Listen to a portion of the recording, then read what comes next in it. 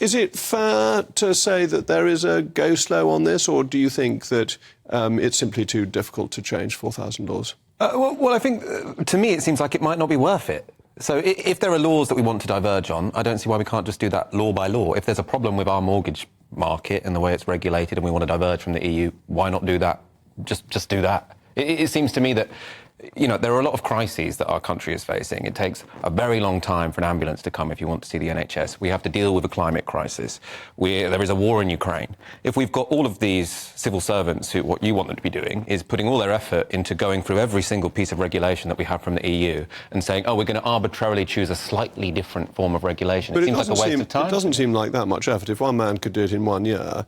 Well, that's what this gentleman says. Yeah, I mean, we don't have proof of that. But also, what do you achieve by doing that, right? So a lot of these red tape, what you like to call red tape is essentially health and safety regulations, stuff such as that. Now, you use the example of how much a Hoover should be able to suck.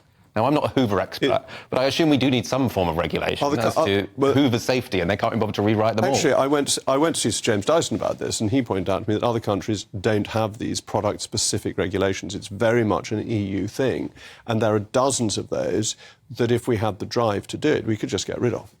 I think that's right. I think there are certain EU laws which definitely hold back British businesses. I mean, one of the stories that I've worked on recently is about cultivated meat. And cultivated meat companies in the UK are finding it very difficult to get approval from the regulator because we have basically taken EU regulations on that, sort of completely transferred that into British law. Whereas in America and Singapore, they have far more sort of easier regulators to sort of approve this stuff. It's a lot easier and a lot quicker to do that.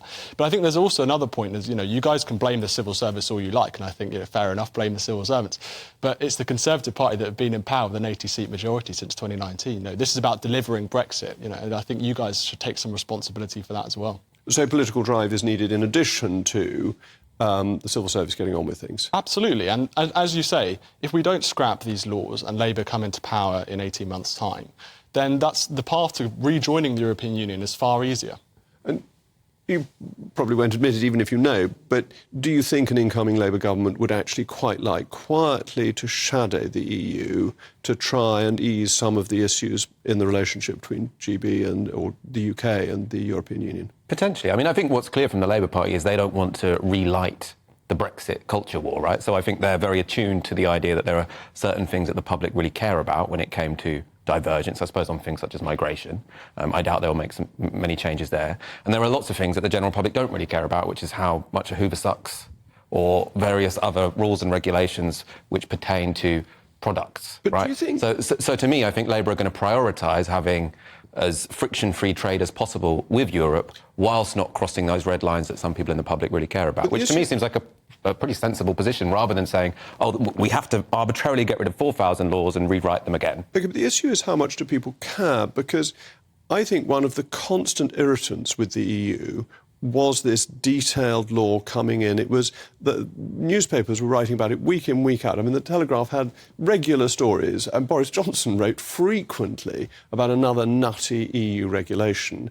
And so I just wonder whether that's right, or Michael's right, or whether people, in fact, do dislike the detailed regulation that sits there. Well, there are some laws that really do impact people's lives. I mean, I'll give you a good example. This is a relatively new law from the European Union since Brexit. But they're trying to pass a Digital Services Act. So basically, this would regulate social media companies to try and tackle what they call hate speech and disinformation. Now, I think hate speech and disinformation are really difficult to define. I think that they use this to try and censor people with dissident views, particularly Conservatives. And imagine if the UK decided, well, let's just take up this law. It's far easier to stick with the European Union regulations because it will be easier to trade with the European Union and we won't have to diverge and it will just be far simpler for our companies. You know, that's a big legislation, big piece of law that could impact people's lives. And that then denies you the opportunity of the freer market. And the EU, of course, wants us to remain aligned because it doesn't want to have a hyper-competitive economy on its borders. Well, I suppose I would just point out you made a sort of allusion beforehand. People really care about it, and they wrote about this a lot in the Telegraph. Now, those two things aren't the same. So yes, Yes, there were many.